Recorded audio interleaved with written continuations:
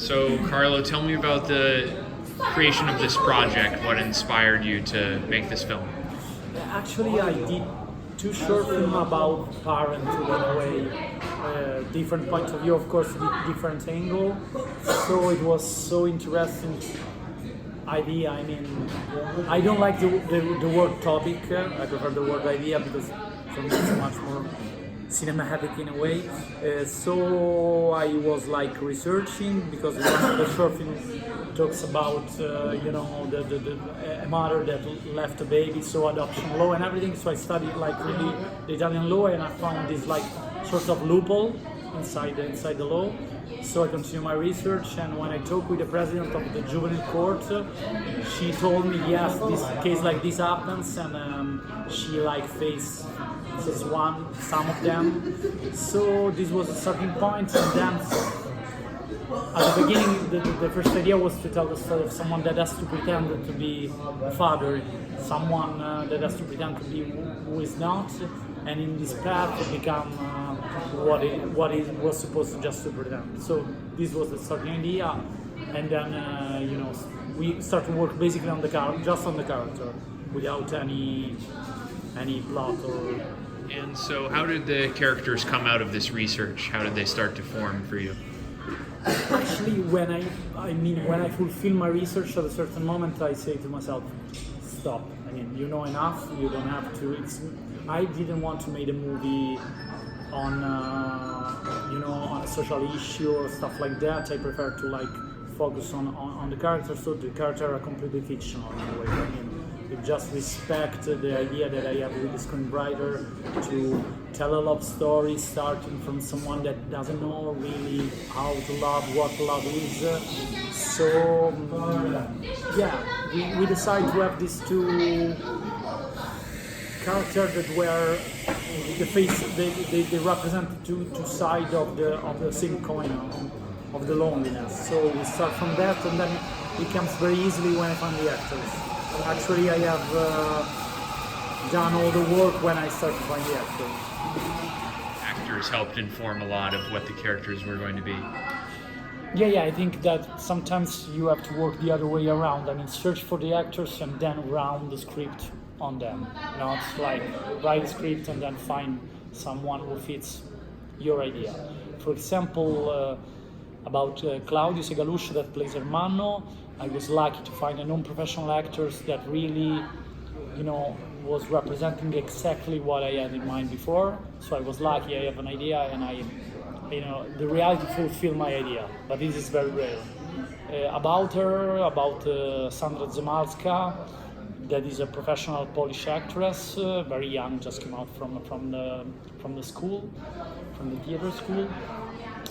Actually happens exactly the opposite. I mean, I cast a lot of actresses at the beginning, just self-tape. Then at the end, I think we met like 14 Eastern European girls.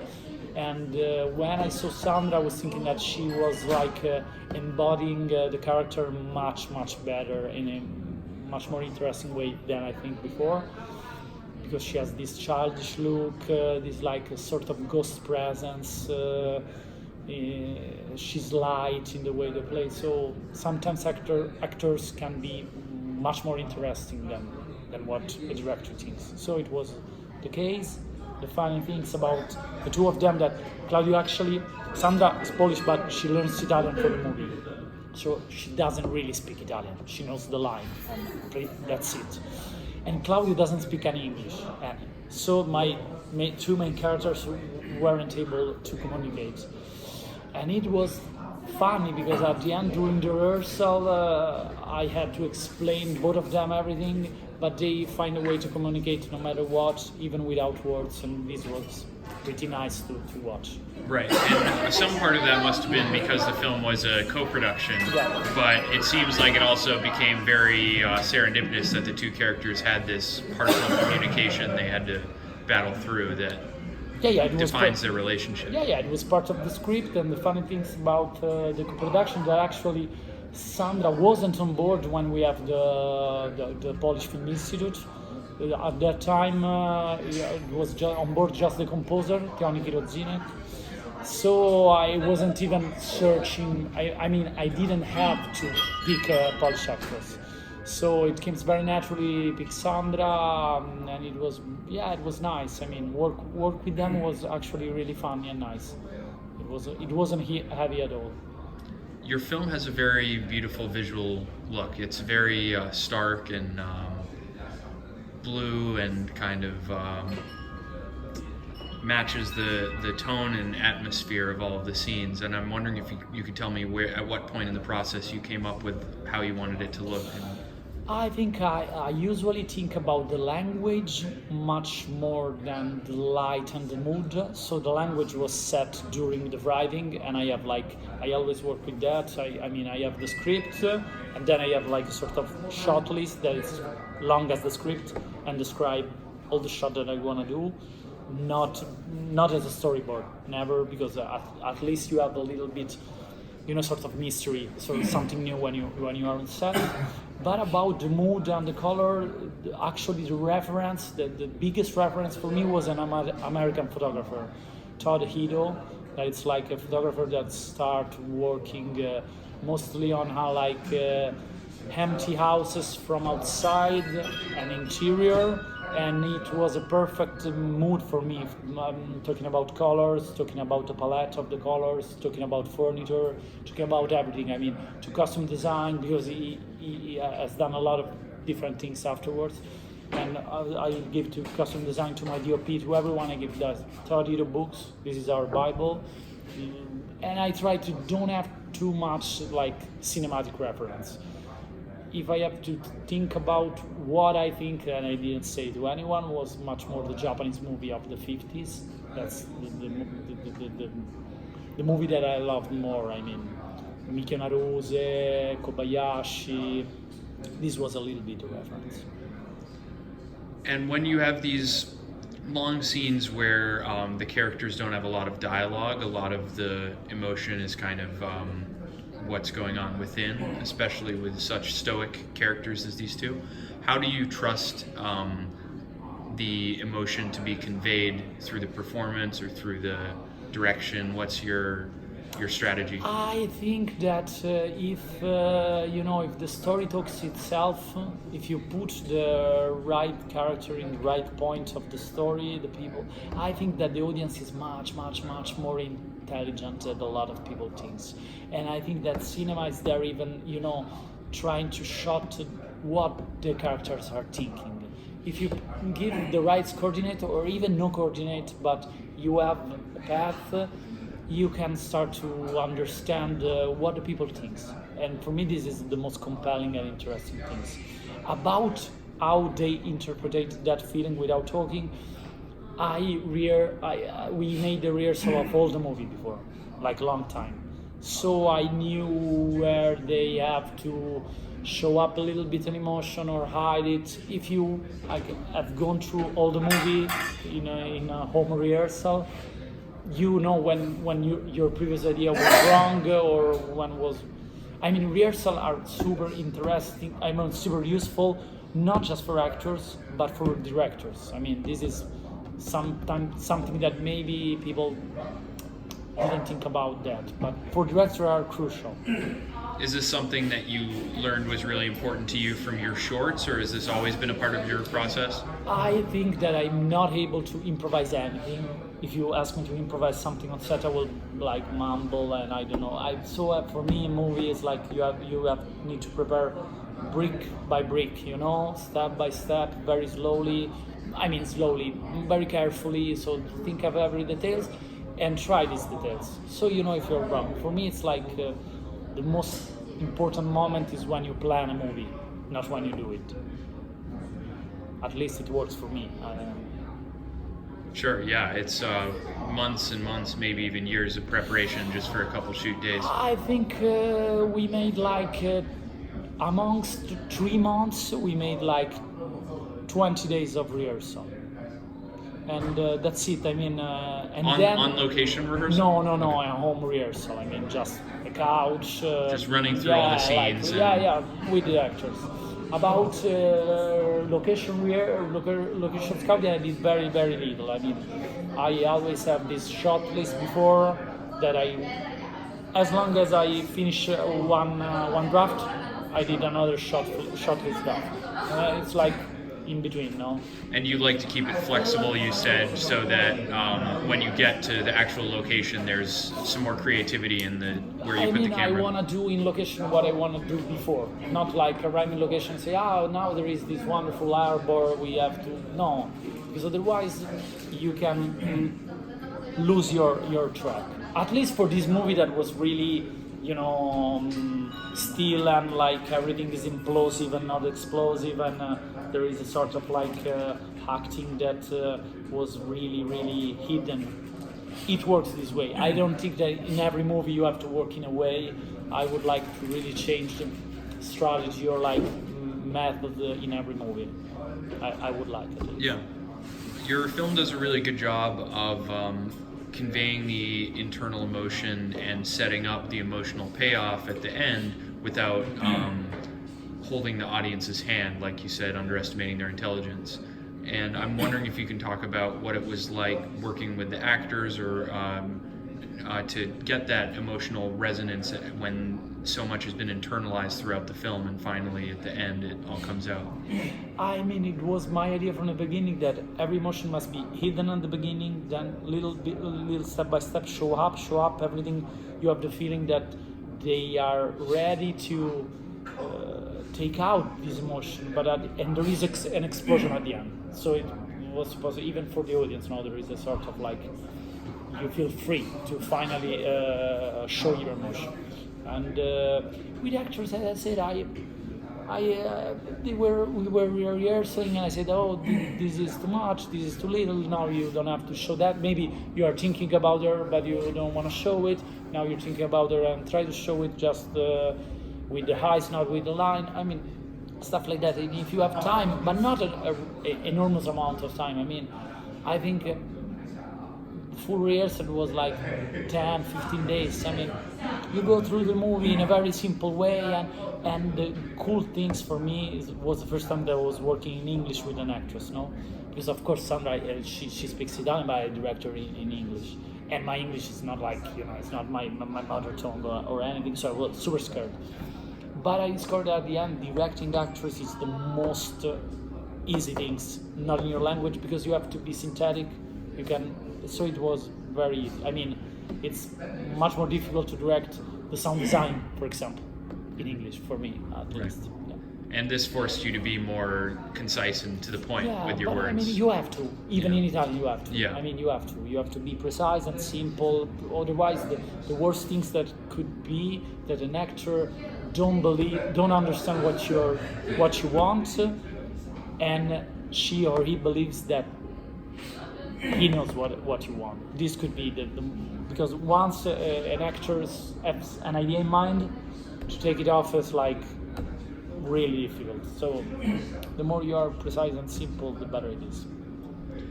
Why do you think this style of storytelling appeals to you, where the character is kind of peeled back slowly, layer by layer? I think it was nice for the story. I mean, it was right for the story. I mean, the story is, as I said, for me, it's a love story. First of all, maybe in a harsh environment, in a cruel world, with a cruel agreement behind all the story. But it's a love story. It's a story about attraction. So I think that to be still at the beginning and then slowly be more warm with the language, it would be right for the story. I think as I said, I didn't want to apply the same language to every movie. I mean, so it was less about a directorial style and more about what was most appropriate for telling this story. Yeah. And then you find your way of use the language that you want, because of course there is a lot of amount of masterpiece that maybe has a similar approach. You have to find your own personal tone. I'm more happy that more than people say to me, this movie didn't look like any other movie. I can if I try to search similarity with any other movie, I don't find it. And this was the because I didn't try to be original. Try to be original for me doesn't mean anything, you know. If you have to work on the story, and then maybe you will find your own particularity. But you know, every story has been told millions of times. You have simply to think about the idea. For me, it was just like that. You can't manufacture originality. Yeah. I mean, but if you do justice to your subject, then you have a shot at creating something that feels fresh or authentic. Exactly. And do you feel like this was a direct evolution of what you'd done in your shorts, or was this different altogether? I think that the last short I made, all the 3 shorts I made, they are all of 3 fictional, all of them are different in terms of language. I think in the last one I did is the one that is more similar, but it's more radical, even more radical, because the story was more radical. Didn't request like sort of tenderness, because I really try to find a sort of tender tone in this movie that is a little bit in contrast with what was happening in the story, you know. And what was your personal stake in this story, besides obviously you found a fascinating loophole in the surrogate law? What emotionally drew you, made you say, I need to tell this? There was a moment when I was really, since I'm super young, I was thinking like, how it will have been when I will be father, how is it? And there was a moment when I get closer to a person that maybe has a baby and everything. So I was thinking, can I ever be like a father of a boy that is not biologically mine? And this is a huge question. I mean, it was personal at the time, but then when you turn it into like a universal question, it gives you a lot of like in and out. So I was thinking, oh, this is an interesting question. I mean, could like by 18 years old boy that is not even good at taking care of himself be able to become a father of a baby that isn't his? So this was the starting point with the research. And are you thinking about the next project yet, or are you still too focused on this one? I have too many things too many ideas on the table. One is well developed. It's clear. The others maybe are the sort of like daydream that you always have, you know. Sure. Maybe some are too big right now to do it. One is an adaptation of a Japanese short novel that of course you have to like adapt in Europe. But I mean, our project maybe are too far away from where I am right now. So I think that as soon as I will stop like from festival for a while, I will start to work on the first idea that I have. And what about Sole will inform your next project? Either something you will do differently, or my personal statement is like trying to do something different, but not because I want to do something different, but because the story that I have in mind has a different tone and everything. I love. Sometimes in cinema there were some few directors that were really appalled, really without any clear nationality, and this has really fascinated me. Or even the sort of crossover, like director that succeed to like work on an idea, a book from Belgium, and they set it in Italy, and they are like German. I don't know. For me, it could have been nice to like. Work. It doesn't mean I have to work internationally. I think that every movie has his own nationality, his own language, his own tone. So I would try. Yeah, I would like to do something completely different from Sole, but let's see what happens. Yeah, as long as it challenges you and pushes your work in a new direction.